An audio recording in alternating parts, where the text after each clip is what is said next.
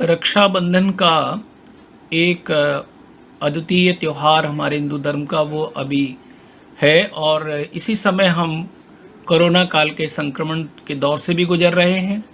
श्रावण शुक्ल पक्ष पूर्णिमा सोमवार को संवत 2077 में यानी 3 अगस्त 2020 को हम रक्षाबंधन मनाने जा रहे हैं और एक सुखद संयोग है रक्षाबंधन के लिए। जो अच्छा योग इस बार बन रहा है वो अद्वितीय योग है कि हमको सर्वार सिद्धि योग भी मिलेगा, श्रवण नक्षत्र वाली पूर्णिमा भी मिलेगी।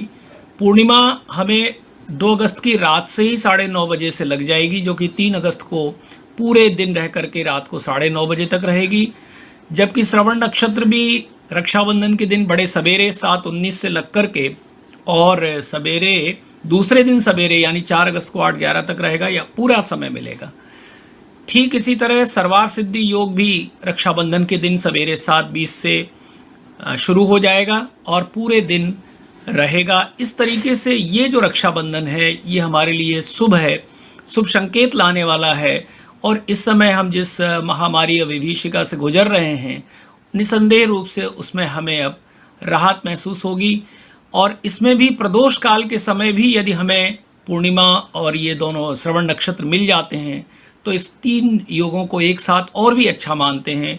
तो अच्छी बात है कि प्रदोष काल हमें शाम को 6:45 से और 8:55 के बीच में प्रदोष काल भी मिलेगा। रक्षाबंधन के दिन हम कब से कब के बीच में राखी बांध सकते हैं 3 अगस्त को, तो हमें याद रहे कि सवेरे 9:30 बजे से और रात के 9 बजे तक हम कभी भी रक्षाबंधन मनाएं।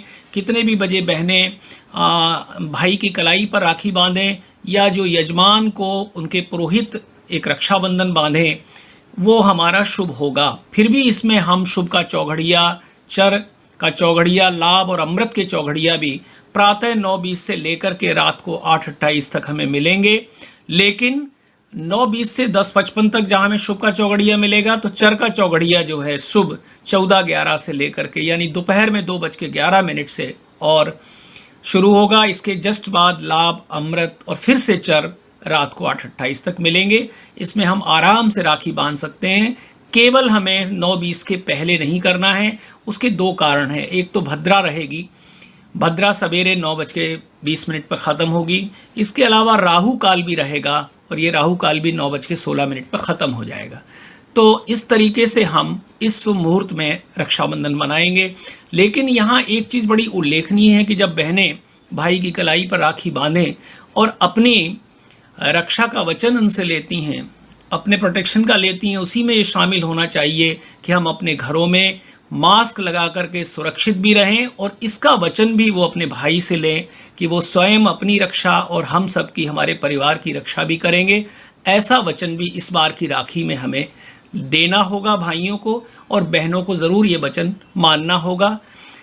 निसंदेह रूप से अभी हमारी गतिविधियां थोड़ी सी अवरुद्ध हैं, हमें शासन का साथ देना है।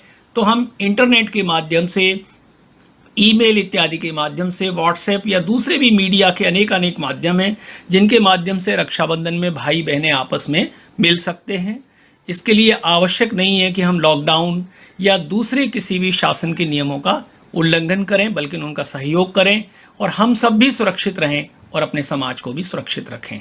इसके साथ ही साथ हम ये भी बताना चाहेंगे कि रक्षाबंधन का जो पर्व है वो वस्तुतः केवल भाई के द्वारा बहन की सुरक्षा के लिए ही नहीं है, अपितु यजमान की सुरक्षा के लिए भी पुरोहितों द्वारा ऐसा किया जाता था। और इसके पीछे एक पौराणिक कहानी है, एक बड़ा अच्छा शास्त्रों में जो वर्णित है कि एक बार देवता और दैत्यों में लगातार 12 वर्ष तक युद्ध चला। दैत्यों ने पूरे देवताओं समेत इंद्र को भी अपने वश में कर लिया। अब इंद्र जो है वो अपने गुरु के पास गए, बृहस्पति के पास, और जाकर के बोले कि ना तो अब मैं यहाँ रुक सकता हूँ और ना ही मुझे भागने का अवसर है, ऐसे में मुझे लड़कर के ही प्राण देना पड़ेगा। ये वाणी जब इंद्र की पत्नी तक गई तो इंद्राणी जी बोली कि ठहरिए, मैं एक उपाय बताती हूँ, इससे आपकी विजय होगी। मैं बताना चाह रहा हूँ कि किस तरीके से रक्षाबंधन की उत्पत्ति हुई, शुरू कैसे हुआ।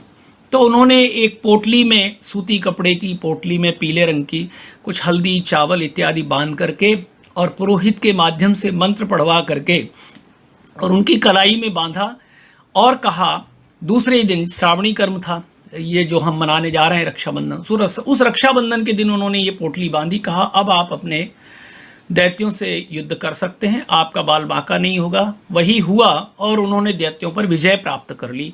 तब से ये रक्षाबंधन का जो परंपरा है वो निरंतर रूप से चली जा रही है और हमें निसंदेह रूप से हमें इसमें विजय प्राप्त होती है।